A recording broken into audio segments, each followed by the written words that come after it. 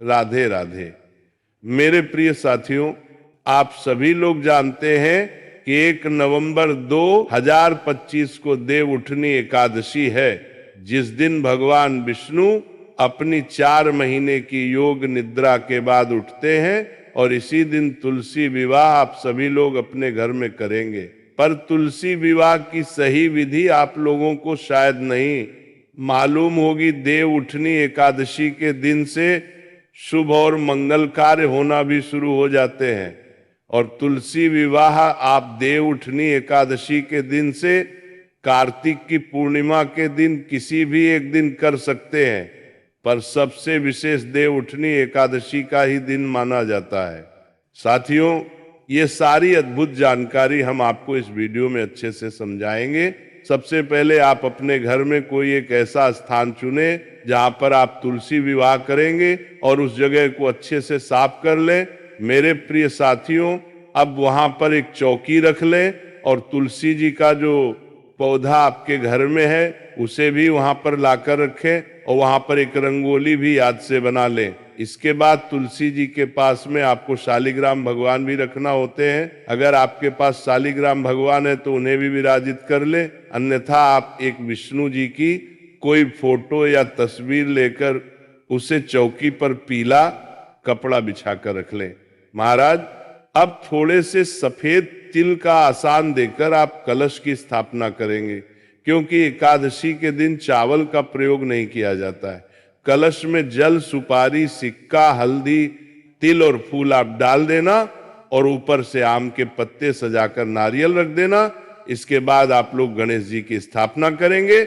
यहाँ पर आपकी पूजन की तैयारी पूरी हो जाती है और अब हम लोग भगवान से हाथ जोड़कर प्रार्थना करेंगे कि आज हम आपका विवाह कराने वाले हैं, तो हमसे कोई गलती हो तो उसके लिए आप हमें क्षमा करें। मेरे प्रिय साथियों, अब सबसे पहले एक लोटे में जल लेकर हम सभी भगवानों पर थोड़ा सा जल छिड़क देंगे शुद्धिकरण के लिए।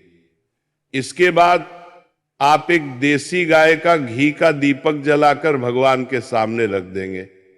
अब सबसे पहले आप गणेश जी की पूजन करेंगे, जिसमें आप उन्हें रोली कुमकुम से तिलक और जानेऊ और वस्त्र स्वरूप कलावा भी समर्पित करेंगे। इसके बाद गणेश जी को फूल और भोग भी आप समर्पित कर देना। उसके बाद आप कलश की भी पूजन कर देना। महाराज, अब हम विवाह की रस्म शुरू करेंगे, जिसमें सबसे पहले हम हल्दी की रस्म करेंगे और थोड़ी सी सूखी हल्दी लेकर उसमें दूध मिलाकर उसका पेस्ट बनाकर सबसे पहले 5 बार शालिग्राम भगवान को हल्दी लगाएंगे और उसके बाद में यही हल्दी तुलसी जी को हम 5 पर वापस से लगाएंगे। यहाँ पर हल्दी की रस्म पूरी हो जाती है। साथियों, इसके बाद हम लोग मेहंदी की रस्म करेंगे। उसके लिए भी आप थोड़ी सी मेहंदी घोलकर या कोण लेकर 5 बार शालिग्राम जी को मेहंदी लगाएंगे और फिर यही मेहंदी तुलसी जी को हम 5 बार लगाएंगे। साथियों, इसके बाद में हम शालिग्राम जी को चंदन से तिलक करेंगे और तुलसी जी को रौली कुंकू से तिलक करेंगे। अब थोड़ी सी सफेद तिल शालिग्राम जी और तुलसी जी को हम चढ़ा देंगे और इस दिन चावल का प्रयोग ना करें, क्योंकि देव उठनी एकादशी का दिन रहेगा।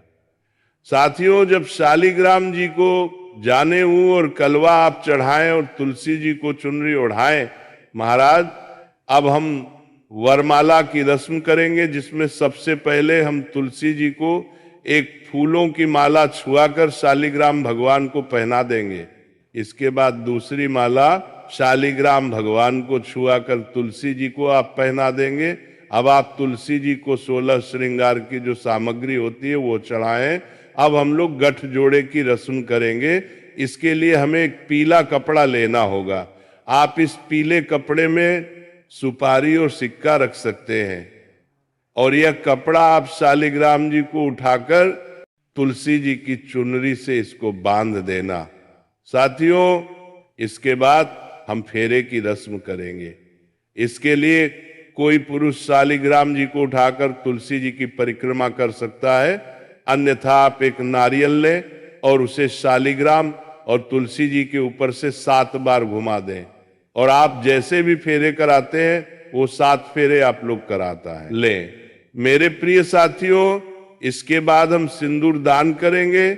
इसके लिए एक सिक्के में थोड़ा सा सिंदूर लेकर शालिग्राम जी को छुआकर तुलसी जी में समर्पित करना है और बाद में यह सिक्का तुलसी के गमले में ही आप रख दें। अब हम लोग कन्यादान की रस्म करेंगे। इसके लिए हम अपने पास में कुछ पैसे रखेंगे, फूल और थोड़ा सा जल अपने सीधे हाथ की हथेली में लेंगे और संकल्प करेंगे कि आज मैं अपनी श्रद्धा से तुलसी जी और शालिग्राम जी का विवाह संपन्न कर रहे हैं और ये पैसे शालिग्राम भगवान के पास में आप रख देंगे। इसी के साथ में देव उठानी एकादशी के दिन पूजा में गन्ने जरूर चढ़ाए जाते हैं या गन्ने की झोपड़ी जैसी जरूर बनाई जाती है। इसके बाद तुलसी जी और शालिग्राम जी को जो भी आप दान में देना चाहते हैं, जैसे साड़ी, कपड़े, बर्तन दान कर देना।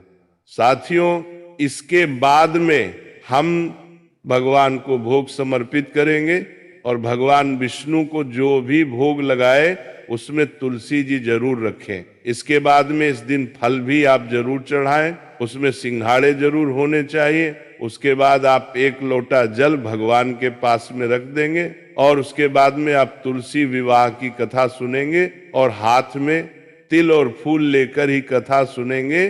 फिर ये तिल और फूल आप लोग जल के लोटे में चढ़ा देंगे। महाराज, इसके बाद में हम तुलसी जी की परिक्रमा करेंगे। आप चाहे तो 1, 5, 7, 11 या 108 परिक्रमा भी कर सकते हैं। इसके बाद हम भगवान को धूप दीप दिखाएंगे और फिर अब हम आरती करेंगे। आरती के लिए आप अलग से कपूर जलाकर या दिया जलाकर गणेश जी, शालिग्राम और तुलसी जी की आरती कर सकते हैं और सभी भगवान से आप प्रार्थना करेंगे। आरती होने के बाद लोटे में से थोड़ा सा जल लेकर हम पूजा स्थल पर वार देंगे। पूजा में चढ़ाई गई चीजों का प्रसाद सभी में बांट सकते हैं और ये चौकी हम अगले दिन उठाते हैं। साथियों, कलश का जल आप अपने पूरे घर में छिड़क देंगे या किसी पेड़ में डाल देंगे। इसके बाद में तुलसी जी और शालिग्राम जी को चढ़ाए गए सामान का आप सभी का दान करेंगे।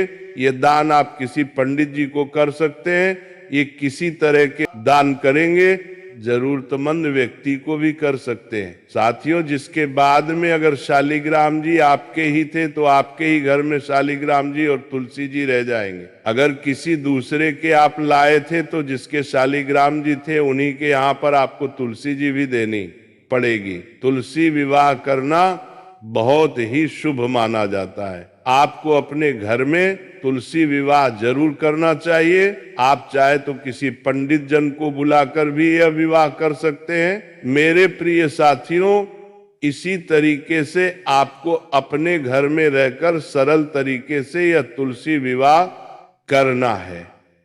अगर अभी भी आपके मन में तुलसी विवाह को लेकर कोई प्रश्न है तो आप हमसे कमेंट करके पूछ सकते हैं। और आप हमारी ये वीडियो कहाँ से देख रहे हैं कमेंट में जरूर बताएं। थोड़ा सा हम और आप नाम जाप करेंगे तो मेरे साथ मिलकर बोलना, जय राधा रानी, जय राधा रानी, जय राधा रानी, जय राधा रानी, जय राधा रानी, जय राधा रानी, जय राधा रानी, जय राधा रानी, जय राधा रानी, जय राधा रानी, जय राधा रानी, जय राधा रानी, राधा रानी जय, राधा रानी जय, राधा रानी जय, राधा रानी जय, राधा रानी जय, राधा रानी जय, राधा रानी जय, राधा रानी जय, राधा रानी जय, राधा रानी जय, राधा रानी। मेरे प्रिय साथियों,